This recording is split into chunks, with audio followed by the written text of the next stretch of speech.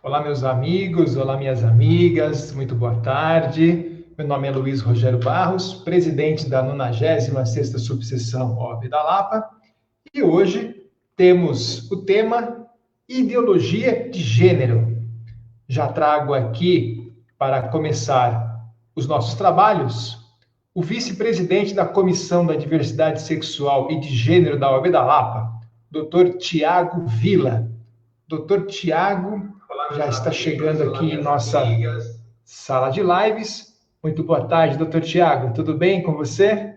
Boa tarde, doutor Luiz Rogério. Boa tarde a todos. Tudo bem, e o doutor? Tudo bem, graças a Deus. Vamos trazer aqui também, doutor Tiago, o nosso vice-presidente, o vice-presidente da subseção da Lapa, doutor Manuel Martins Gonzalez. Doutor Manuel Martins, muito boa tarde. Boa tarde, presidente Luiz Rogério, tudo bem? Como está? Doutor Tiago, muito prazer tê-los aqui comigo.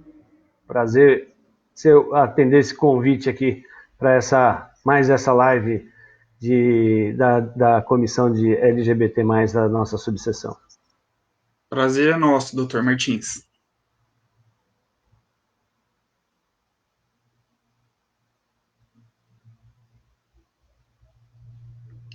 Conexão, acho que o doutor Luiz E Rogério eu acho deu que uma, travou. deu uma travada. Vamos aguardar um instantinho, ele trazer uma de nossas convidadas hoje, doutora Aline.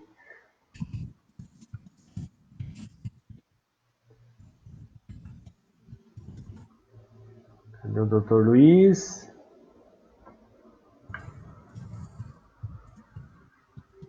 Hoje nós temos a convidada a doutora Aline Nalon, que é educadora popular, gestora pública, atriz, militante dos direitos humanos e da luta pela garantia de direitos da criança, adolescentes e jovens, e voluntária no movimento de periferias sem corona. Vamos aguardar o doutor Luiz trazê-la aqui para nós, fazer a conexão com a doutora Aline. Acho que vai...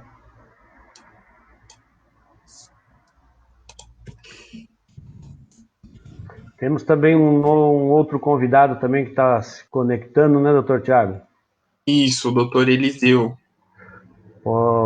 Pode apresentá-lo aí para nós. Pode fazer as honras, doutor Posso, Martins, fazendo favor? doutor Eliseu Neto é psicólogo, psicanalista, psicopedagogo, assessor legislativo do Senado Federal, coordenador da Diversidade 23, coordenador de advocacia da Aliança Nacional LGBTI e responsável pela criminalização da LGBTfobia. Então nós temos hoje dois grandes convidados a nos brindar aí com seus conhecimentos sobre o tema e só estamos aguardando fazer a conexão. O Dr. Luiz Rogério deve estar fazendo essa conexão e já daremos início à nossa live. O Dr. Luiz Rogério informa que a conexão caiu, que ele está restabelecendo e já damos início aí à nossa live sobre o tema ideologia de gênero na nossa comissão LGBT+, da 96ª subseção da Lapa.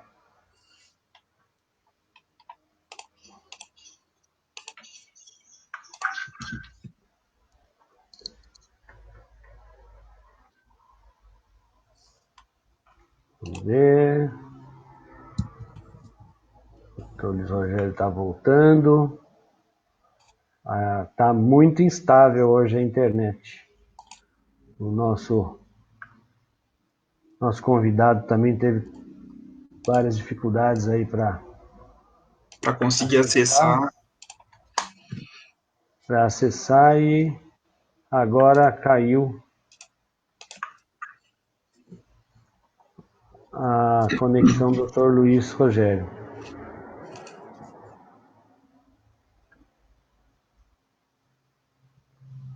Vamos ver se a gente consegue reconectar. Ixi, caiu a internet mesmo. Então o Luiz está com dificuldade.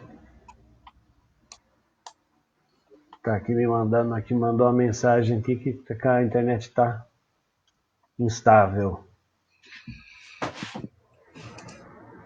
E como o Dr. Luiz Rogério está colocando, ele está fazendo esses bastidores de colocar, movimentar toda a live, nós ficamos na dependência dele para colocação dos nossos convidados.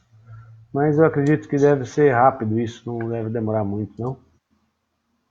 Já já nós abrimos a nossa live aqui.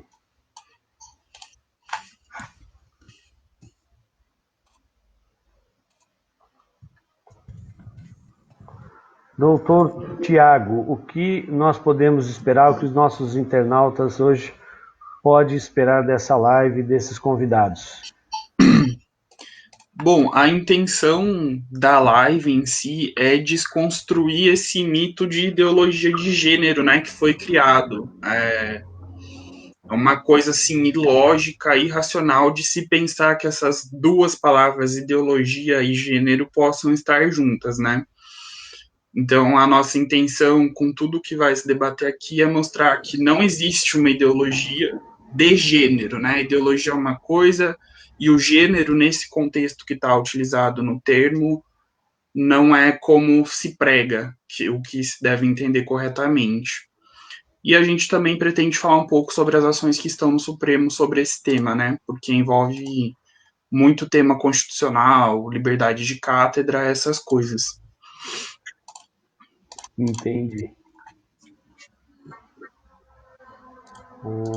Deixa eu já fazer algumas menções de alguns colegas que nos acompanham. Doutora Alda Maria, boa tarde. Doutora Daniela Guirardi, boa tarde. Ana Neri. Doutora Danila Coraine Guedes nos acompanha. Doutora Carmen Vaiano também. Doutor Adriel, nosso secretário da Comissão LGBTI+, da nossa subseção, nos acompanha aqui. Boa tarde, doutor Adriel. A Patrícia Dias também nos acompanha. Cristiane Natachi. Doutor Fernando Zanella, boa tarde, doutor Fernando, nosso presidente da Comissão LGBT+, também aqui acompanhando a nossa live de hoje. Doutora Ana Cleudes Carvalho nos acompanha. A Comissão de Diversidade Sexual, o grupo GEIR, Grupo de Estudos da Igualdade Racial, também aqui nos acompanhando, muito obrigado. Doutor Afonso Henrique, boa tarde, muito bom tema, vamos aguardando. Maciel Andrade, Cássia Nonato, bastante colegas aqui já esperando a nossa conexão aí. Acreditamos aí que já consigamos restabelecer o contato com o Dr. Luiz Rogério, com os nossos convidados.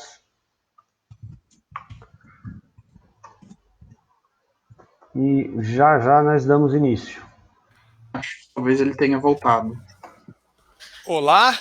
Opa! Conseguimos relatar a conexão? O buraco foi fundo, você caiu, não conseguiu sair do poço. Gente, a minha internet simplesmente desapareceu aqui. Apagou. Tive um problema na minha internet. Me desculpem, internautas, desculpa, Tiago, desculpa, Martins, desculpe os nossos convidados, convidadas. Mas vamos começar tudo de novo, né? Vamos lá, já batemos um papo aqui, doutor Luiz Rogério, enquanto isso... Muito boa tarde, meus amigos, minhas amigas internautas. Como diz o Faustão, quem sabe faz ao vivo. Esta é a nossa subseção da OAB Lapa, a subseção que aqui o trabalho não para, né, Martins? A live pode cair, o sinal pode cair, mas a live continua. O sinal pode cair, mas a live continua. Vamos trazer aqui a nossa convidada, que é a Aline Nalon. Olá, Aline, muito boa tarde. Olá, boa tarde a todas e a todos, né? Estou aqui acompanhando vocês. Queria cumprimentar todo mundo que está comentando, né? Uma ênfase na participação feminina, enquanto representante feminina aqui neste momento hoje. É muito bom ver algumas colegas e essa representação nessa temática tão importante. Obrigada. Sim, Aline, essa temática ela é muito importante, muito prazer tê-la aqui conosco. E eu queria rapidinho só ler aqui o currículo da Aline. A Aline é educadora popular, é gestora pública, é atriz, é militante dos direitos humanos, da luta pela garantia de direitos de crianças, adolescentes e jovens, e é voluntária no movimento da Periferia Sem Corona. Doutora, que todos são doutores e doutoras. Aline, muito obrigado por estar aqui conosco. Esse é um tema muito importante que todos nós temos muito a aprender. Hoje também temos um convidado especial, que é o Eliseu Neto, que ainda não conseguimos estabelecer a conexão com o Eliseu. Deixe-me ver aqui, ainda não conseguimos.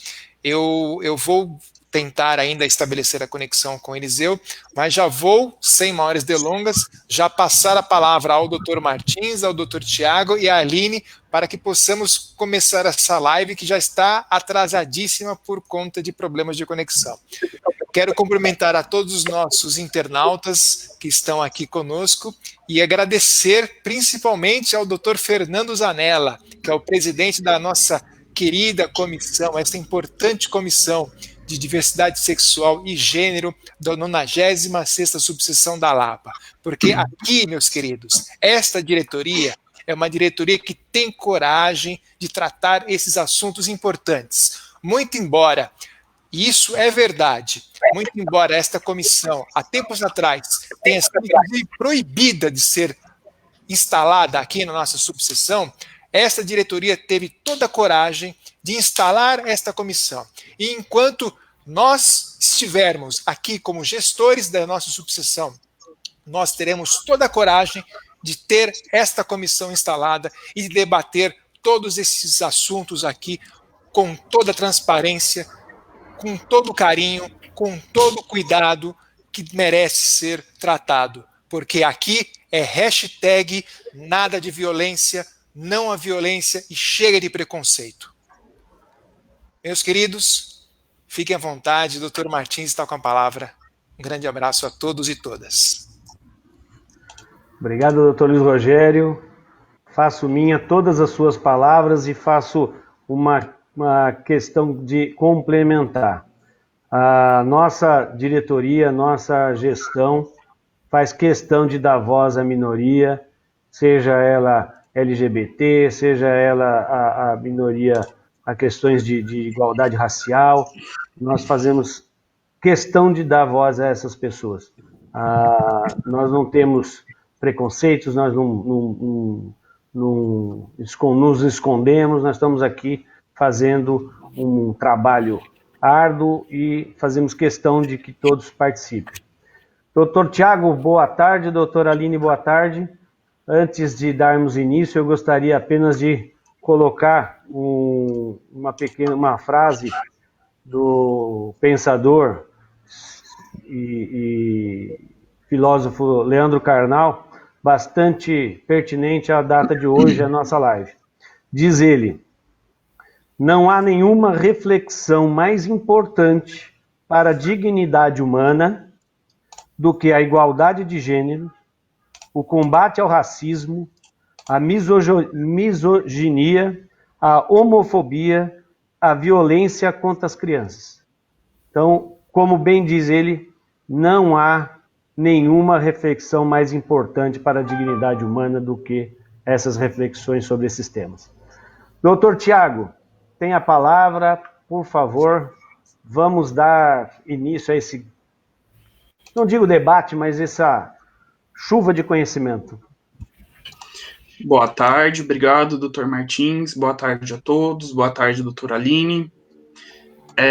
Como a gente está com problema com o Dr. Eliseu, a gente tinha feito a live de uma maneira, né? Tinha sido idealizada de uma forma, mas enquanto ele não conseguia entrar aqui, nós vamos seguir de uma outra maneira, e quando ele entrar eu retorno com as perguntas para ele também. Perfeito. Então, a gente vai começar o primeiro bloco agora, que é mais uma questão de introdução ao tema, para a gente tentar entender melhor o que é ideologia, o que é gênero, existe ideologia de gênero, não existe. Então, Aline, para você, né, porque se a gente for aqui ficar falando muito, filosofando, a gente escreve 1000 livros sobre o que é ideologia. Então, para você, em poucas palavras, o que é ideologia? Eu gosto muito de começar a reflexão a partir de 2 palavrinhas: consciência social, né? Eu acredito que a ideologia, ela simboliza esse conjunto de ideias, que ela pode ser essa consciência social, tanto do ponto de vista individual quanto coletivo, né? E aí, a partir dessa consciência, você vai estar se posicionando, dialogando, refletindo em preservar ou transformar, preservar e transformar os aspectos da sua consciência, daquilo que você acredita. Certo. Eu separei uma frase aqui da professora, na verdade, doutora, né, Marilena Chauí, né, que ela é doutora e professora de filosofia. Inclusive, ela sofre críticas por conta da ideologia de gênero, né? Ela acaba sofrendo isso também, mas ela é muito famosa pelas definições de ideologia que ela traz.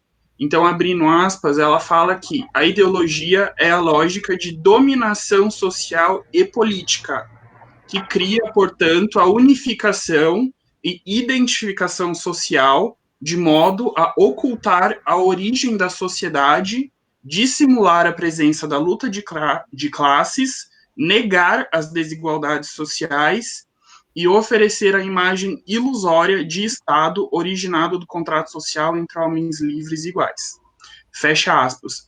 Eu achei importante trazer isso porque eu acho que realmente a ideologia é essa coisa de dominação social e política, de tentar manipular.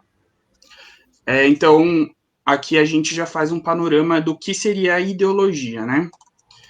E agora eu vou perguntar para a doutora Aline o que ela acha, né? Porque a gente tem esse termo que corre muito na mídia, corre muito entre algumas alas da sociedade, que é a ideologia de gênero. Doutora Aline, o que a senhora acha que é ideologia de gênero? Eu acho que é algo inexistente, né? Eu acho que não gosto nem de chamar de conceito, na verdade.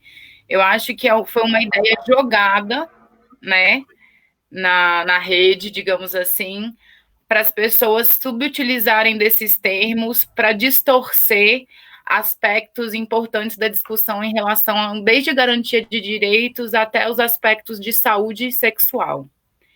Então, na minha concepção, a ideologia de gênero ela não existe. O que vai se existir, né, e a gente vai falar no decorrer dessa live hoje, é um campo de estudo voltado ao gênero, né, e outros aspectos da sexualidade. Isso.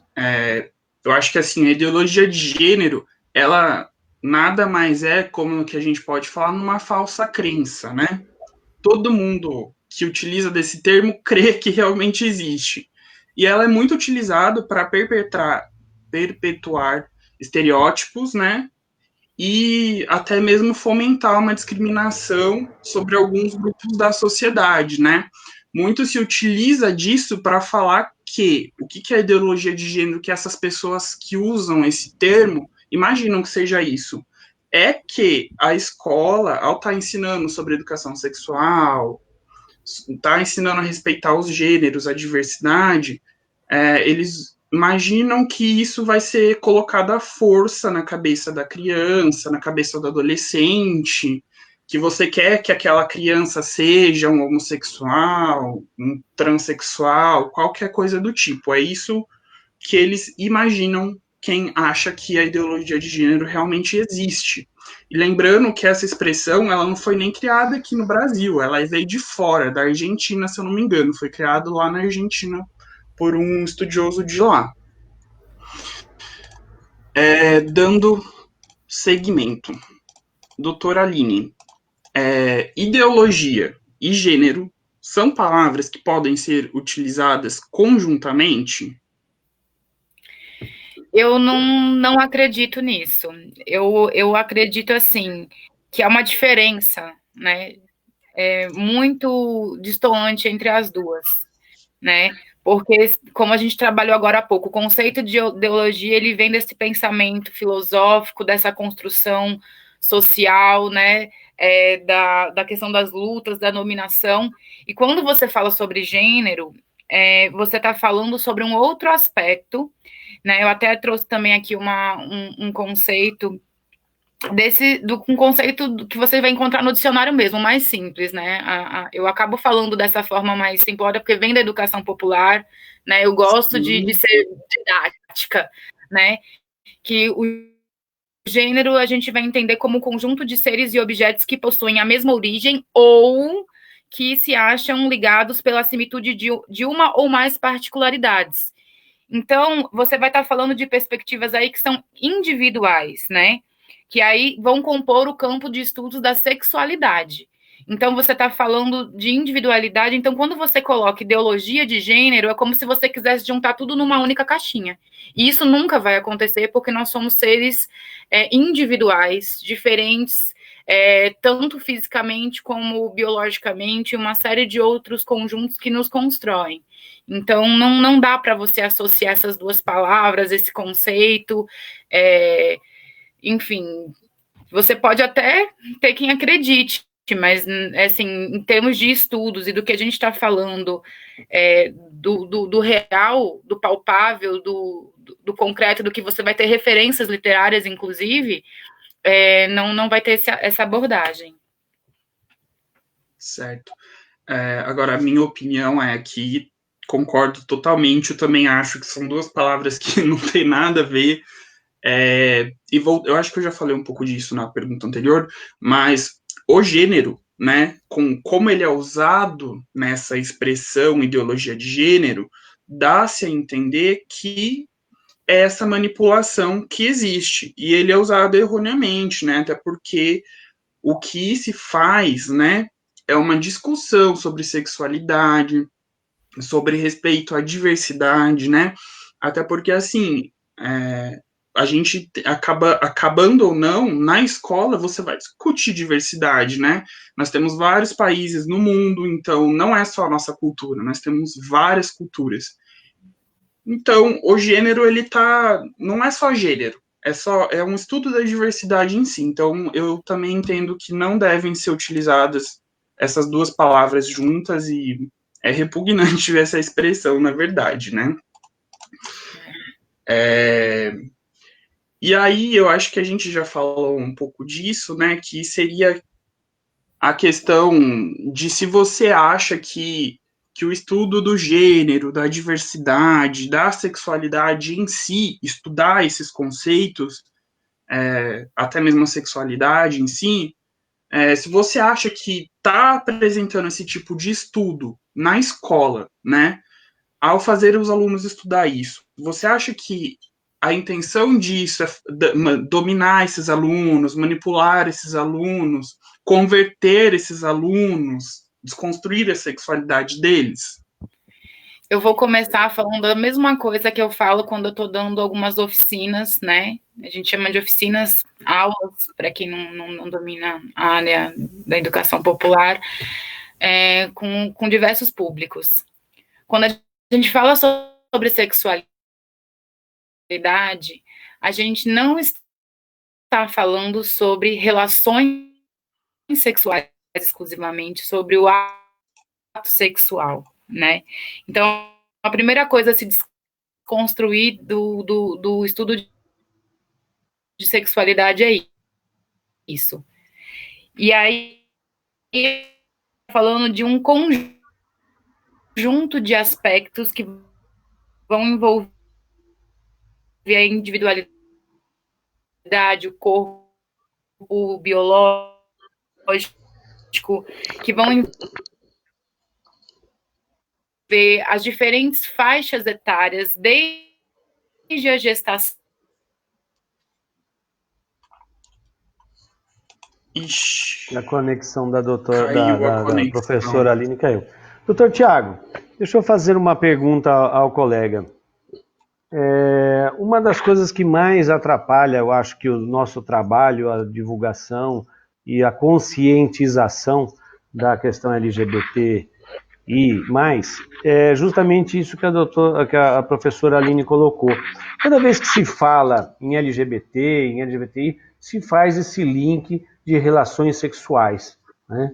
Não se pensa, eu acho que a sociedade em si não consegue ou não tem o conhecimento suficiente para entender isso de uma forma diferente. Sempre criou-se isso, até eu acredito que as gerações passadas fizeram com que isso ficasse vinculado à questão da promiscuidade, à questão da relação sexual. Então, quando se fala em gay, lésbica, gêneros diferentes, já se remete automaticamente isso para questões de relações sexuais, o que não é uma verdade, né?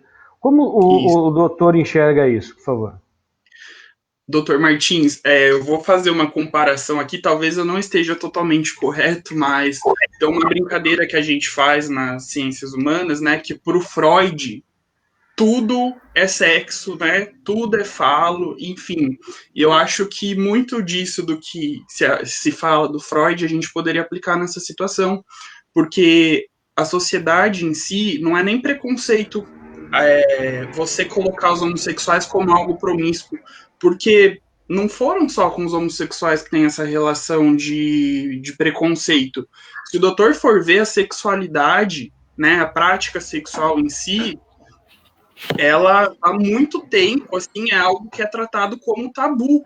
E assim, é um direito nosso, é um direito da personalidade, né? A gente fazer sexo, ter prazer, essas coisas. E isso é tratado muito como tabu, sendo que todo humano, assim, do que se espera, claro que tem os assexuais, mas a grande maioria vai praticar atos sexuais na sua vida, né? Então, por isso a importância da gente estar falando sobre isso. E até mesmo para educar sexualmente essas pessoas, porque se essas pessoas não tomarem alguns cuidados na hora de ter essa relação sexual, a gente pode ter algumas doenças, alguns problemas. Então, acho que é por isso, né, que deve sim se falar. E muito se fala de homossexuais, de se relacionam homossexuais e a relação sexual, promiscuidade, eu acho que porque talvez a gente não trate isso como um tabu. Para a gente é normal fazer sexo, não só para a gente, para outras pessoas também, mas é porque para a gente sempre isso foi normal, tratado como normal, creio que nunca tenha sido um tabu para essa comunidade. Perfeito. Doutora Aline, pode dar continuidade. Eu não sei até onde vocês chegaram a me escutar, mas eu estava concluindo mesmo, né? Não sei se vocês chegaram a escutar tudo, né? Que eu falava sobre a questão, né, dos estudos da sexualidade como um todo, que envolve o desejo, o prazer, todas as faixas etárias.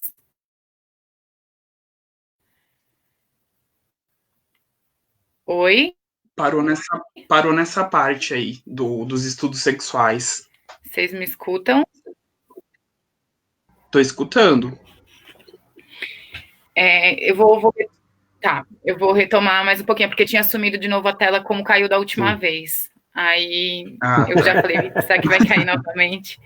Mas é isso, né? Hoje estamos todas e todos aprendendo a trabalhar com essa nova ferramenta, esse novo modo, né? Em tempos de pandemia. E a gente vai aprendendo e melhorando. Então, como eu dizia, é justamente isso, né? Que a sexualidade ela vai envolver desde um bebê dentro do ventre da sua mãe até o público idoso, né? Vou passar pela infância, pela adolescência, juventude, a vida adulta, a maturidade, e todos esses aspectos, eles são fundamentais, porque quando a gente fala sobre a questão do prazer, a gente está falando daquilo que faz bem a nós e ao nosso corpo. Então, a gente está falando, né, eu acho que eu gosto muito de dar esse exemplo, que é as pessoas que são chocólatras, né, ou que simplesmente gostam de comer um doce, né, sentem prazer ao comer um chocolate. Isso é sexualidade, é você reconhecer aquilo que te satisfaz. Para as pessoas que são mais atletas, né, que gostam de correr, praticar esportes, isso também é responder à sua sexualidade. Então, quando a gente está falando sobre a sexualidade, a gente precisa ampliar o nosso olhar, né? Não deixar a gente ter como referência uma única coisa, um único texto, um único vídeo. A gente precisa entender que, inclusive, essa live ela é fundamental, ela é importante, mas ela é limitada, porque os conceitos, a abordagem, o que se é necessário compreender, ele é muito mais amplo do que a gente discute em uma hora. Então, é preciso buscar mais. Concordo, doutora Aline. Deixa eu só fazer algumas menções, doutor Tiago. Gostaria de agradecer aqui ao doutor Paulo Roberto Prestes, secretário-geral da Freguesia do Ó, aqui nos acompanha também. Doutor Luiz Rogério está nos acompanhando aqui pelo Facebook dele também. Doutora Carolina Silva nos acompanha. Maria da Paz Carlos Alberto também está nos acompanhando.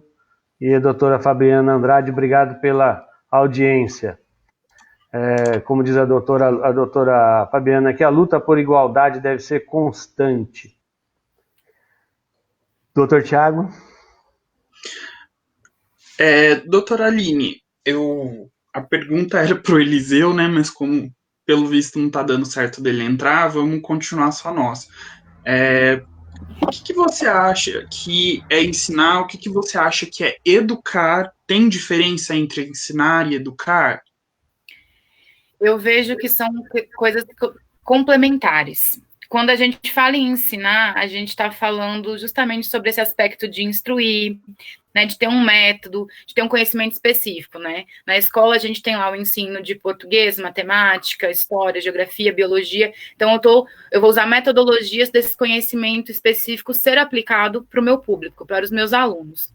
Quando a gente vai para a universidade, a gente vai ampliando, mas ainda assim é um ensinamento direcionado para aquele foco.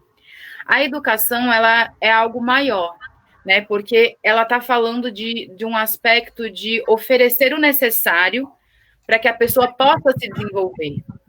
E aí, a gente está falando para além das boas maneiras, né? A educação, que acho que algumas pessoas falam, a educação vem de casa, né? É um ditado que a gente acaba escutando muito, né? E aí, as boas maneiras, ou as maneiras, né, de cada aspecto familiar é uma coisa, mas o educar-se, ele tá para todos os espaços, né? Eu gosto muito da frase do Paulo Freire, eu desde que eu me entendo por gente, acho que desde a primeira vez que eu ouvi Paulo Freire, eu trago essa frase comigo, que é: quem ensina aprende ao ensinar, e quem aprende ensina ao aprender. Então, a educação e o ensino, eles se complementam nesse sentido, de que nós estamos aqui, com certeza, hoje eu vou aprender algo novo, que eu não fazia parte do meu conhecimento, e vou passar alguma outra informação para quem está assistindo, para vocês que também não tinham conhecimento. Ou vou trazer um novo olhar, um novo aspecto, algo que eu vou me inquietar e querer buscar mais sobre. Então, esse é o propósito. Então, como complementares, o espaço escolar, ele tem o seu objetivo principal, ele é o ensino técnico, né, o ensino direcionado, mas ele também proporciona a educação, porque estamos falando sobre pessoas, né? Então, as relações, qualquer relação com o outro, em qualquer espaço, ele vai ser educativo. O espaço educativo, ele vai estar tanto numa roda de conversa, num chat online, numa transmissão, numa live, como numa reunião, todos sentados na mesma mesa. Então, esses dois aspectos, eles vão estar se complementando. E aí, então, só para complementar, eu gosto de trazer também que o maior espaço que eu acho que a gente pode identificar a questão da educação são nas nossas relações cotidianas, né? Principalmente nas relações afetivas, né? E aí, quando eu estou trazendo afetiva, eu não estou falando só do aspecto familiar, né? Até porque família, a gente conversava um pouquinho antes da live começar, né? A família, ela vai ser diferente para cada um e para cada uma, né? A família são as pessoas com que nós convivemos, como nós temos sentimentos, estamos próximos, né? Temos o cuidado. E também as nossas amizades. Então, essas relações cotidianas são os maiores espaços de aprendizado. Então, eu preciso, inclusive, ressaltar, peço licença a vocês, que eu estou vendo uma diversidade de público muito grande, principalmente algumas pessoas do Rio Grande do Norte, que é a minha terra natal. O quanto que é importante se colocar em outros espaços, né? Porque às vezes, assim, o que eu poderia estar vendo dentro de uma live da OAB? Ou simplesmente alguma outra pessoa fala assim, o que eu vou fazer vendo uma live, por exemplo, de um espaço de educação popular? E essas relações, elas se complementam, né? Então, aproveitar esse momento para deixar meu agradecimento muito grande por essa oportunidade e esse espaço, pela visibilidade, pela credibilidade do trabalho de vocês em estar trazendo esse tema, não só hoje, mas dentro dessa comissão, que com certeza faz um papel diferencial para muitas pessoas. Muito obrigada. Imagina, Aline, obrigado. A gente que agradece a presença. Por estar participando.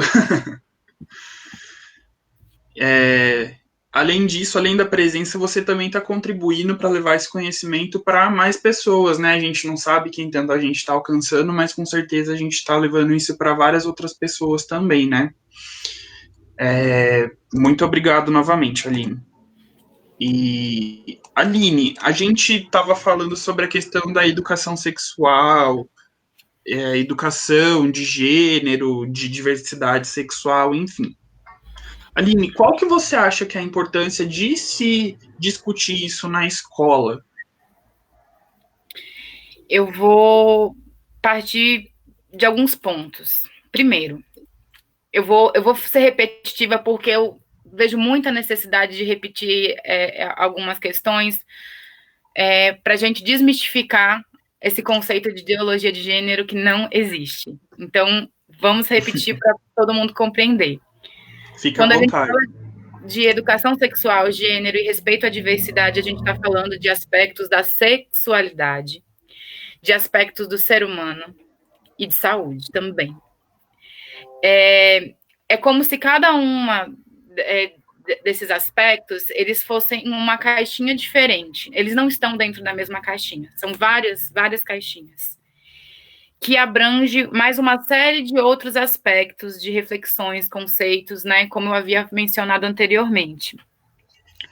E aí, não é só essa leitura de um conceito, né, eu assisti um vídeo, como eu mencionei, que vai ser o suficiente, que é necessário, sim, as escolas abordarem os temas, mas não só as escolas, né, as reuniões familiares, as rodas de conversas, às vezes até num espaço formal, onde a gente está ali tendo o nosso momento de lazer, no nosso happy hour da vida, ali também a gente troca muitas informações, então também é muito necessário, porque a necessidade e a importância dessa discussão, elas são igualmente indispensáveis. Por que indispensáveis? Porque tanto na escola quanto nesses outros espaços que eu mencionei, eu vou trazer a seguinte reflexão. Se eu conheço o meu corpo biologicamente, se eu conheço sobre os meus direitos sexuais e reprodutivos, porque ainda hoje muitas pessoas sequer sabem que nós temos direitos sexuais e direitos reprodutivos e que não são as mesmas coisas. Se eu conheço o que o SUS, falando da realidade do Brasil, oferece, né? Por exemplo, no caso de adolescentes, que existe um protocolo de atendimento específico ao adolescente, inclusive que aborda questões de sigilo, né? Que às vezes pode, né, criar algumas resistências a frequentar esse espaço. Se eu conheço as legislações que estão vigentes, eu vou estar menos vulnerável. Como assim estar menos vulnerável? Eu não vou estar tão exposta porque eu posso estar em relação à pedofilia, ao abuso e à exploração sexual, ao racismo, aos crimes contra LGBTs. Eu vou entender que eu tenho direitos. Se eu entendo que eu tenho direitos, eu entendo que eu devo ser respeitada por quem eu sou e como eu sou. Então, eu vou compreender qual os espaços que eu vou ter para recorrer se eu me sentir que em algum momento eu estou numa situação abusiva, e essa situação abusiva ela pode ser simplesmente um toque, um olhar, né? A gente tem que entender que tem muitos conceitos que infelizmente não dá para abordar hoje, mas depois eu me disponibilizo, inclusive, para poder estar complementando para quem desejar, né? Deixo o meu contato com vocês, relacionados à questão principalmente do abuso e exploração sexual contra crianças e adolescentes, porque eu vou compreender qual que é o sistema de garantia de direitos, porque ele existe. Então, tem gente que não sabe que existe, mas ele existe. E aonde eu vou poder fazer a denúncia, quem que eu vou cobrar, a quem eu vou recorrer, se é necessário... essas informações, esses conceitos, esse debate, ele é tão importante e necessário porque eles vão trazer encaminhamentos, né? O espaço de educação, o espaço de ensino, né? E aí, seja a escola tradicional ou não, é o espaço que muitas vezes crianças, adolescentes, jovens e até público adulto, principalmente as mulheres, vão ter para poder desabafar. E desabafar não é no sentido do, estou aqui tendo uma conversa. É de ser um canal de denúncia. O que fazer? Para onde recorrer? Qual o encaminhamento a se fazer? Então, quando eu nego essa questão do debate da sexualidade dentro desses espaços, eu estou negando a garantia de saúde, ao cuidado, a preservação de todo esse público, principalmente, né, porque aí eu estou falando específico do público escolar, mas eu estou falando da população em geral, porque a gente pode partir de conversas dentro do nosso ciclo de amizade, do nosso ciclo afetivo, do nosso ciclo familiar, e às vezes a gente solta um comentário e as pessoas não conhecem essa informação, né? Mas eu não sabia, por exemplo, que existe conselho tutelar. Eu só sei que existe eleição de 3 em 3 anos, de 4 em 4 anos, nem sei. Eu sei que eu vou lá e volto. Não. Tem que entender como é que funciona. É um exercício necessário. E quando a gente consegue conquistar esse espaço de estar dentro desse ambiente de forma cotidiana, dialogar, deixar de ser tabu, a gente está dando mais acesso, né? Informação é acesso, conhecimento é acesso. Então, quem nega a discussão dentro do ambiente escolar é justamente porque está querendo negar que as pessoas tenham conhecimento e acesso àquilo que elas têm direito. Sim. Aline, talvez até para complementar você, não sei se você está de acordo, mas você falando sobre a questão de abuso de crianças, às vezes muitas crianças passam isso dentro de casa e talvez não sabe que isso seja um abuso, e com essas aulas de educação sexual, a criança estaria reconhecendo que aquilo não é normal, que é um abuso. Talvez sirva para isso também esse tipo de educação. E acho que é isso, só complementar você mesmo nesse caso. Você está de acordo? Não, eu super estou de acordo, Thiago. Eu acho que, assim, não só serve. E, assim, e às vezes, e aí talvez eu entre um pouquinho em algum outro tema que a gente aprofunde mais ali na frente, mas enquanto educadores e educadoras, a gente pode, não é problema nenhum. Eu acho que não só para os educadores e educadoras, eu acho que para todos os profissionais, reconhecer os nossos limites. De repente, a gente vê uma situação e não saber como fazer, o que recorrer, mas ter a iniciativa de buscar ajuda, de buscar informação, de buscar auxílio. Porque isso pode, desde salvar vidas, que é uma coisa fundamental, mas que poucas pessoas parecem se importar, né, na atual conjuntura, infelizmente, mas até questões de traumas psicológicos futuros, né? Infelizmente, o doutor Eliseu não está aqui, né, que é psicólogo e poderia dar aspectos mais direcionados, mas dentro do espaço de sala de aula, ele proporciona, o professor, ele consegue identificar quando o aluno está diferente do seu comportamento habitual, então o aluno vai se sentir seguro se o professor está ali dando espaço para dialogar, e aí o papel do professor não é se tornar o seu psicólogo, né? Não é se tornar o seu médico, mas é encontrar os meios, conhecer esses espaços para dar os devidos encaminhamentos, porque eles já existem, os espaços eles já existem, né? A engrenagem toda, ela já existe, ela só precisa funcionar adequadamente. Para funcionar adequadamente, todo mundo precisa ter esse conhecimento, todo mundo precisa ter acesso. Muito bem.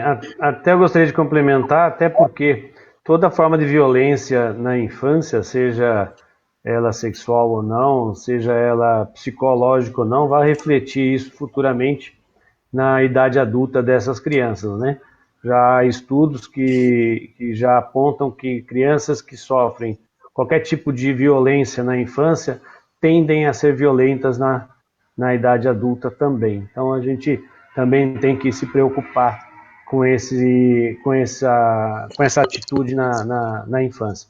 E o caminho é a educação. Educação que vai ensinar a criança a saber quando ela está sendo molestada ou não, ela tem que ter esse conhecimento, e esse conhecimento faz parte e é primordial que tenha. Gostaria de saudar também a doutora Fabiana Andrade, que está nos acompanhando, Aurélio Oliveira, que está nos acompanhando, a doutora Cíntia Cagiano Amati, doutora Cíntia Amati nos acompanha, Railma Firmino, doutora Mariana Aparecida da Silva, doutora Marina Medalha, boa tarde, doutora Marina, obrigado pela audiência. E eu passo a palavra ao doutor Tiago. Vamos lá, doutor Tiago. Vamos lá, que já estamos quase em cima já do tempo. Quase. Doutora Aline, talvez eu pule algumas perguntas, então vou fazer só as que eu acho mais importantes. No caso, assim, com base do que você vê dentro da sala de aula, da sua experiência, né? Aqui a gente está falando das suas experiências pessoais, né? Então, é mais uma opinião pessoal mesmo.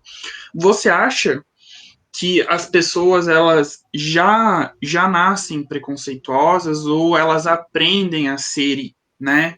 O que a doutora acha sobre isso? Não, eu não acho que as pessoas nascem, não. Eu acho que, como a gente conversava inicialmente, a gente falava muito dessa questão do ensinar e do educar, né? E aí, pegando de final da fala, né, do ter conhecimento, é justamente isso. Se a gente tem conhecimento para dessas informações, a gente vai conseguir dar os devidos encaminhamentos e ter o acesso. E aí eu vou poder escolher. Eu vou escolher se eu vou continuar sendo uma pessoa preconceituosa, racista, misógina, machista ou não. Porque a partir do momento que eu tenho acesso a essa informação, a esse conhecimento, eu faço essas escolhas. Então, eu acho que é muito isso, sabe? Eu também acho. E a escola, né, até porque a gente falou muito em educação sexual e talvez tenha ficado um pouco de fora essa questão de não só educação sexual, mas de ensinar sobre diversidade. E não só diversidade sexual, mas diversidade racial, que existem diversidade de território, né? Até mesmo dentro do próprio Brasil, nós temos preconceito entre regiões do Brasil, né? Então, são vários tipos de diversidade que a gente teria que estar discutindo em sala de aula para essa criança já ir crescendo, acostumando que isso vai existir na sociedade, né? Que ela vai ter que aprender a lidar com isso. Ela vai ter que respeitar, mesmo que ela não concorde, né? Porque é o mundo do jeito que ele é. O que a gente faria, né? Tem alguma coisa a acrescentar, doutora? Tenho. Eu queria falar um pouquinho desse aspecto da diversidade em sala de aula, né? Que acho que a primeira coisa é que um educador, ele tem que ter a escuta. Escutar é o primeiro ponto, assim, fundamental. Um educador, um professor, um gestor que não escuta o seu público, ele não vai reconhecer a sua diversidade, ele não vai reconhecer a pluralidade que ele está inserido, e aí alguma coisa está errada. Então, eu já sugiro aí que troquem de profissão, porque quando a gente trabalha com público, com diversidade, com gestão pública, a gente precisa escutar, porque a partir do que a gente escuta, a gente consegue associar nosso conhecimento técnico, teórico, com a demanda específica de cada localidade, de cada realidade e de cada diversidade, como você bem mencionou. E aí eu acho que é importante, só para complementar desses aspectos, para trabalhar dentro das salas de aula, ter formações complementares, né? A gente, em todas as áreas, hoje em dia todo mundo sabe que não adianta a gente parar a gente tem que ter formações complementares em todos os âmbitos, né? Conhecimento nunca ele é demais. para o espaço escolar, tem como buscar projetos parceiros, espaços parceiros, organizações não governamentais. Eu preciso ressaltar, dentro da minha trajetória, que a periferia é rica com projetos e atores potenciais para ser parceiros das escolas com essas temáticas. Então, não adianta também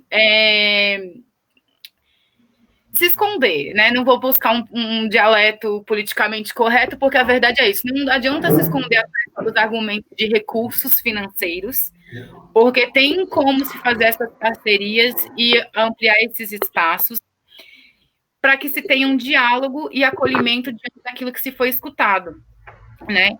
E aí, a gente escuta muito que dentro do ambiente escolar, dos projetos político-pedagógicos, a palavra multidisciplinariedade. Não adianta colocar essa palavra, trabalhar isso, se não conhecer as orientações e os encaminhamentos específicos e legislações para se dar visibilidade. E aí, por que eu estou falando isso? Porque a gente já tem mudanças significativas nas nossas legislações, e aí vocês podem falar muito melhor do que eu sobre isso, quando a gente fala de atender a diversidade, que é para poder que a coisa aconteça. Eu vou dar o exemplo aqui, desculpe se eu falar o número da lei errada, não sou da área do direito, que se eu não me engano, é a lei 10.639, que fala sobre o ensino da história e das questões raciais, culturais dentro das escolas, que é uma lei que existe há mais de 10 anos e pouco se vê implementada dentro dos espaços escolares. A gente teve aí, tem um ano que fez essa semana, que foi considerado crime, né, a criminalização dos ataques homoafetivos, né, LGBTfóbicos. Homotransfóbicos, isso. Homotransfóbicos, obrigada, né, que eu reconheço que não sei todas as nomenclaturas, né, me coloco nesse lugar de constante aprendizado, que é importante também. Então, são importantes, porque isso vai estar relacionado, pode não estar lá dentro das diretrizes básicas de ensino, mas dentro dos projetos políticos pedagógicos de cada escola, e cada estado vai ter a sua especificidade, cada município, de como construir isso. Então, se eu, enquanto professor concursado, ou de uma escola privada, eu tenho esse conhecimento, eu vou conseguir aplicar isso e exigir isso das gestões. Então, eu fazendo isso, eu vou conseguir dar encaminhamento para muitas situações. Por exemplo, o que se mais vê no ambiente escolar são os casos de bullying, ligados a toda essa questão da diversidade, mas sempre de uma forma que afeta uma determinada população, né? Vai afetar quem é gay, vai afetar quem é gordo, vai afetar quem é preto. Então, se eu tenho esse conhecimento, eu vou conseguir exigir isso das gestões e colocar isso em prática, né? E fazer com que esse conhecimento chegue a esse aluno, a essa aluna, chegue dentro das suas residências, que eles reflitam. A partir do momento que chega, o que vai ser feito, né? Ali em diante, não é mais responsabilidade nossa, né? É responsabilidade deles e delas e das famílias e de suas crenças e de seus valores. Mas o papel desse espaço de educação é nesse sentido. Muito bom. Certo. Já estamos quase caminhando. Estamos caminhando aqui já para os nossos finais da nossa live. Já estamos aí com quase 50 minutos de transmissão. Eu gostaria de mencionar a presença da Luzia Maria Damasceno, prima da nossa Aline, da querida Aline aqui presente, a Divaneide Brasílio também aqui nos contemplando com sua audiência, doutor Afonso Henrique também. Doutora Aline, deixa eu fazer uma consideração. Podemos dizer que não devemos pensar em ideologia de gênero, mas sim na igualdade? Sim, é fundamental. E aí isso já seria tema para uma outra live, né? Para a gente poder aprofundar essas questões das desigualdades. É mais do que necessário, é urgente o debate sobre a igualdade de gênero, porque a gente vai envolver todos os aspectos sociais, econômicos e uma série de outros fatores. Perfeitamente. Doutor Tiago, mais alguma pergunta aí? Pergunta não, mas eu só queria fazer um encerramento mais com umas questões jurídicas mesmo, né? Até porque o direito precisa das ciências sociais, mas a gente também tem a nossa área jurídica. Eu vou fazer bem rapidinho para... Eu vou passar a palavra para o doutor Tiago para fazer as considerações finais aí da nossa live. Depois eu passo para a doutora Aline. Só antes de começar o jurídico, eu vou só complementar uma coisa que eu achei que deveria ter feito. Eu acho também que a importância de se discutir na escola diversidade sexual e qualquer outro tipo de diversidade é que muitas vezes a criança em casa, né, ela é ensinada a ser preconceituosa, ela já vem com alguns preconceitos ali dentro da própria casa, e na escola, né, ela vai estar aprendendo que aquilo é um preconceito e que ela deve se comportar de uma outra maneira, por mais que ela concorde com o que os pais falem, mas que na prática ela respeite essa diversidade. Era só isso que eu queria acrescentar.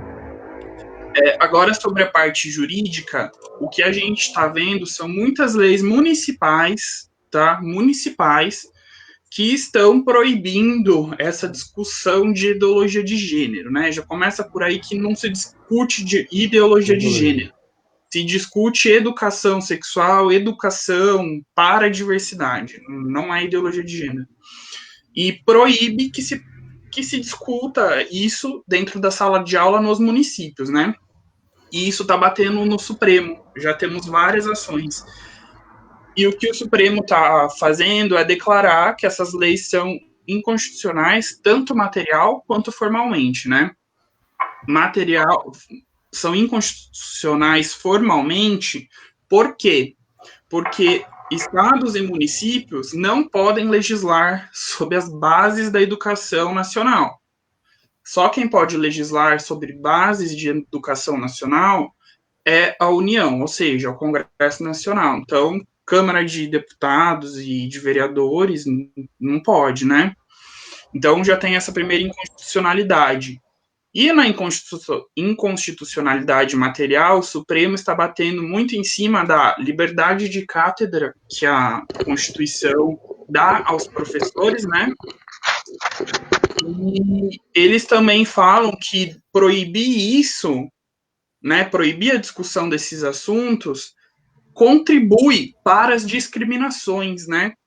E um dos objetivos da República é que não se tenha qualquer tipo de discriminação, né? Tanto que é um princípio constitucional.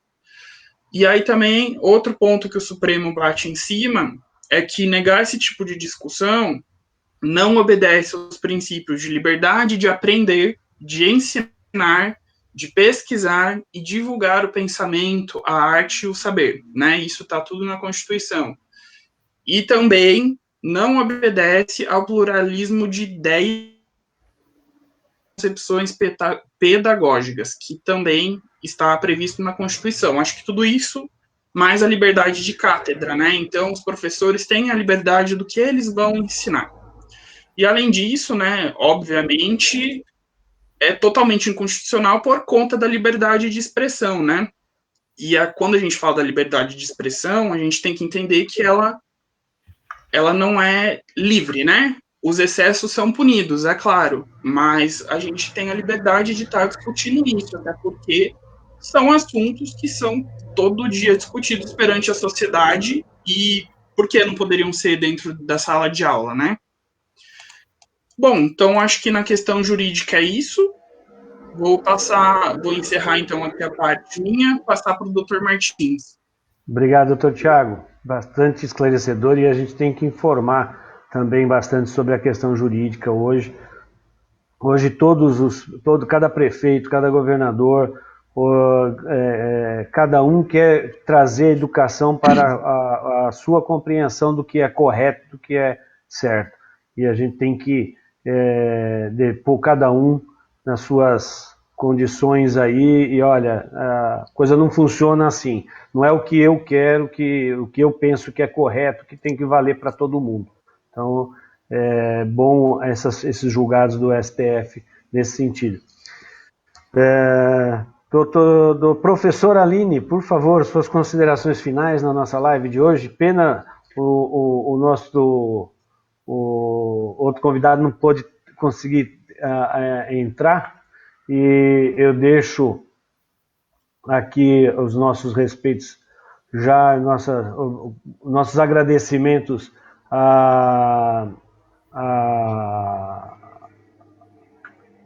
ao doutor Eliseu, mas não conseguimos contato com ele, e então a gente já agradece de antemão a tentativa. Muito obrigado, doutor Eliseu. Doutora Aline? Queria agradecer também o doutor Eliseu e pedir desculpa para ele, talvez seja algum erro do aplicativo, da internet, não sei, mas muito obrigado por ter se disponibilizado a fazer essa live para a gente, e peço desculpa novamente por esses erros técnicos que aconteceram. Doutora Aline, suas considerações. Para finalizar, eu estou vendo muitas pessoas comentando aqui, né, que respeito é acima de tudo. E é bem isso mesmo, quando a gente fala em respeito é acima de tudo e para todos, e todas e todes. Então é justamente isso, garantir os espaços de conhecimento, a diversidade, a educação sexual, é respeitar a todas, a todos e todes. Então eu encerro agradecendo demais ao doutor Tiago, ao doutor Martins, ao doutor Adriel também, que foi quem fez essa ponte, né, do contato, a todo mundo que acompanhou e participou aqui nos comentários, né, a minha gratidão por essa oportunidade. E diálogo é a base de tudo, é a ferramenta principal que a gente tem nos tempos atuais, então eu me disponibilizo a dialogar com todo mundo que tem interesse, para a gente garantir essas pautas. Muito obrigada. Muito obrigado, professora Aline. Obrigado, Tiago. Eu gostaria de, mais uma vez, eu sempre digo isso, tudo começa pelo respeito. Essa campanha que a gente vê da Unicef é perfeita, o respeito tem que estar em primeiro lugar, o respeito a tudo, ao respeito à forma de vida, ao respeito à forma de pensar, à forma de agir, tudo a gente tem que colocar o respeito à frente. Eu gostaria de agradecer à professora Aline mais uma vez pela participação, ao doutor Tiago, muito obrigado, doutor Tiago, à comissão LGBT e mais da nossa subseção, a todos os internautas que participaram, ao doutor Luiz Rogério, nosso presidente, que fez esses bastidores aí com os links e as imagens, e já avisar os nossos internautas que hoje teremos às 19h30 uma live com o Dr. Rodrigo Melo, com o tema Paixão Além do Direito. É uma live bastante interessante, bem bacana, um pouco descontraída. Dr. Rodrigo Melo é neto de um baluarte aqui da nossa OAB Lapa, que é o Dr. Nereu Melo. Então vai ser bastante interessante esse bate-papo entre o Dr. Rodrigo Melo e o Dr. Luiz Rogério. Amanhã, às 16 horas, temos a live com a doutora Gabriela Barreto, a advocacia do século XXI e o papel da tecnologia na transformação. Então, espero também os colegas amanhã às 16 horas. E à noite, no horário das 19h30, a live com o doutor Bruno Pedro Bom, sobre as ferramentas das redes sociais como ferramentas para o marketing jurídico. E o doutor Pedro também é advogado e publicitário, vai falar também bastante um pouco sobre essas ferramentas e redes sociais. Ele já falou um pouquinho outro dia sobre o marketing jurídico, agora ele vai especificar as ferramentas, como trabalhar. E na quinta-feira, dia 18, às 16 horas, nós vamos ter a nossa live social, substituindo a nossa campanha do agasalho esse ano, que infelizmente a subseção da Lapa não pôde fazê-lo devido à pandemia, e por questões de evitar contágio com os agasalhos, com roupa, esse manuseio todo, nós optamos por não fazer a nossa campanha de agasalho, a arrecadação, mas não deixamos de fazer a nossa parte social, e no dia 18 às 16 horas vamos fazer a nossa live, já com algumas entidades que vão receber os donativos dos colegas aí que nós vamos pedir. No mais, eu agradeço a todos pela participação, tenham um ótimo fim de tarde, um começo de noite maravilhoso a todos vocês, e uma boa semana a todos. Muito obrigado, doutora Aline, obrigado, doutor Thiago, doutor Fernando, um abraço, doutor Adriano, um abraço, doutor Luiz Rogério, muito obrigado. Tenha uma ótima tarde aí. Até mais tarde estaremos juntos. Obrigado a todos. Tchau, tchau. Muito obrigado. Tchau, tchau. Tchau.